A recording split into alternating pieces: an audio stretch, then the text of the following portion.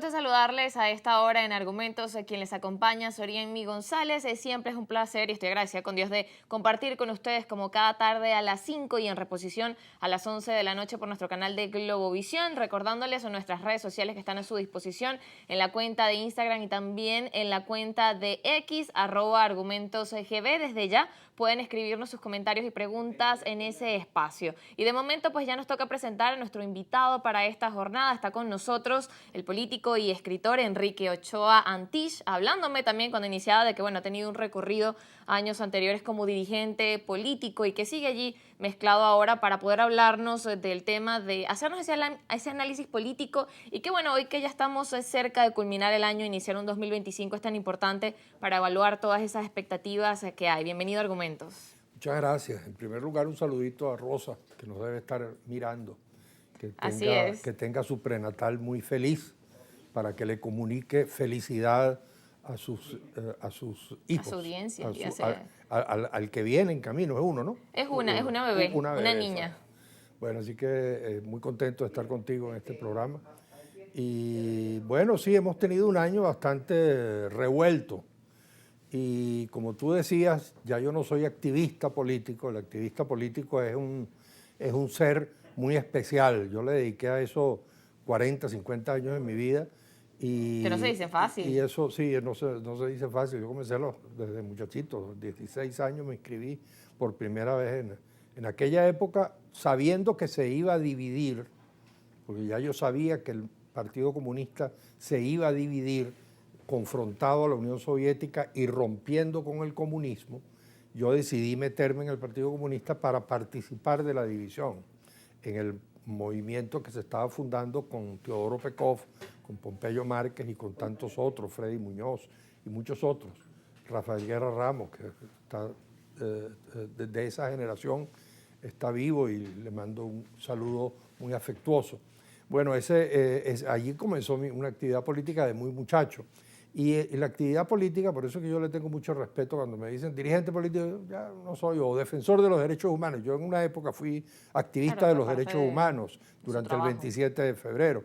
Ahora, ser defensor de los derechos humanos es algo que tiene una significación que digamos que obliga a un respeto, ese concepto, ¿no? Yo soy un defensor, mi actividad, digamos, es la palabra, ¿no? Creo que ya a la edad que tengo el derecho de ponerme un poco a la distancia del activismo, las reuniones, las visitas al interior, recorrer el país. Si eres defensor de los derechos humanos, estar a la puerta de la policía, ir a la PTJ, estar, lo que era la PTJ en mis tiempos. Claro, requiere un movimiento y actividades. Exacto, entonces ya eso no, pero sí, claro, uno mantiene, sobre todo porque, uno tiene una responsabilidad, al final de cuentas, uno tiene una voz y de alguna manera uno quisiera poder influir en la opinión pública, que es una actividad política también, ¿no? Es una actividad política. Claro, y también es importante, pues, esos espacios, alzar la voz y que pueda ser escuchado también esas visiones. La militancia de la palabra, digo yo. Hay una militancia que es la palabra, escrita y hablada. Entonces escribo artículos y vengo a programas para intentar ayudar a que este país tan revuelto, que como lo hemos tenido, tan confrontado, tan lleno de camorra inútil, con dos extremos que no terminan de comprender, de entenderse, y que si no se entienden y que si no se sientan como hijos de la misma patria que somos todos, nada. Entonces, esa es una tarea pendiente y entonces quiere imponerse a la fuerza un proyecto sin respetar incluso los parámetros de la Constitución. Y por el otro lado, hay un extremismo de derecha en la oposición, recalcitrante, que incluso puede apelar hasta intervención militar extranjera, que ve hasta con simpatía, lo que a mí me parece de una indignidad absoluta en estos días con lo de Siria.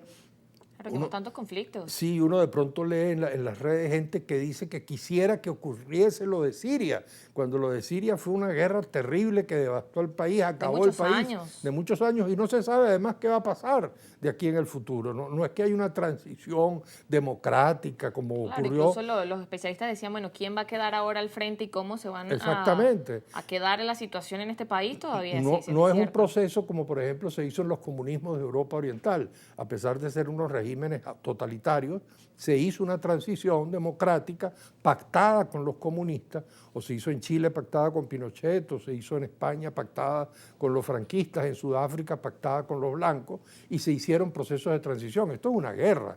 Ahora, si lo que quieren para Venezuela es una guerra, pues es muy triste, ¿no? Entonces hay también un grupo que utilizó el voto, creo yo, en las elecciones, más retóricamente, como diciendo, sí, estamos cumpliendo con la democracia, vamos a las elecciones. Pero las elecciones era, yo gano y yo después acabo contigo. O sea, la primera declaración de la que fue candidata, que además se postuló una candidatura que era la que más rechazaba el gobierno. Entonces no parecía estarse buscando un acuerdo con el gobierno. Había que buscar un acuerdo con el gobierno para que pudiese haber una transición pactada con el gobierno. Entonces lo primero que declara es: Maduro, ven para acá, yo lo que quiero es verte expreso. Entonces, si la idea es yo te voy a ganar las elecciones y después te voy a destruir, entonces por supuesto el otro se defiende y estamos en este país dos extremos confrontados, cada uno defendiéndose, defendiendo su pequeña parcela, y en el medio no es verdad, como dicen algunos, es que esta es una lucha de todo el país contra una pequeña minoría que está en el poder. No es verdad, son dos polos pequeños enfrentados y en el medio sí está un gran país que algunos simpatizan con el gobierno, otros simpatizan con la oposición, pero así no llegamos a ningún lugar, el país sigue destruido. Y que ese grupo que usted menciona que está allí en el medio es el que al final sufre las consecuencias, porque mientras continúa ese conflicto político, al final pues estas consecuencias, y que de alguna forma también todo se centra en eso, el conflicto político y no en la solución de esa población que está allí, que está sufriendo esos efectos negativos. Así es, y se van creando entonces ilusiones. Yo suelo usar una frase, que ya es una frase hecha, que los dos extremos convierten al país en un campo de batalla. ¿Y cómo son los campos de batalla? Destruidos, devastados. Entonces, y se crean unas ilusiones. Por un lado, la ilusión de la revolución.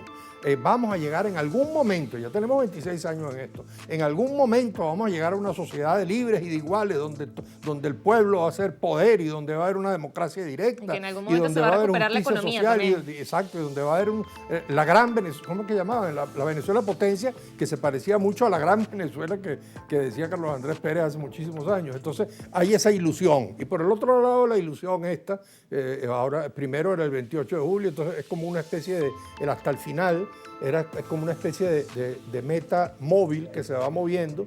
Era el 28 de julio, cuando estábamos cerca del 28 de julio, no, es el 10 de enero. Entonces ahora que nos estamos acercando al 10 de enero, ya salió una declaración de la plataforma diciendo, en estos días, diciendo, no, el 10 de enero no, la cosa sigue, es bastante probable que sea juramentado el presidente Maduro, y entonces la pelea sigue. Entonces, vamos a seguir conversando luego de la pausa. Ustedes no se mueven, que ya venimos con más de argumentos.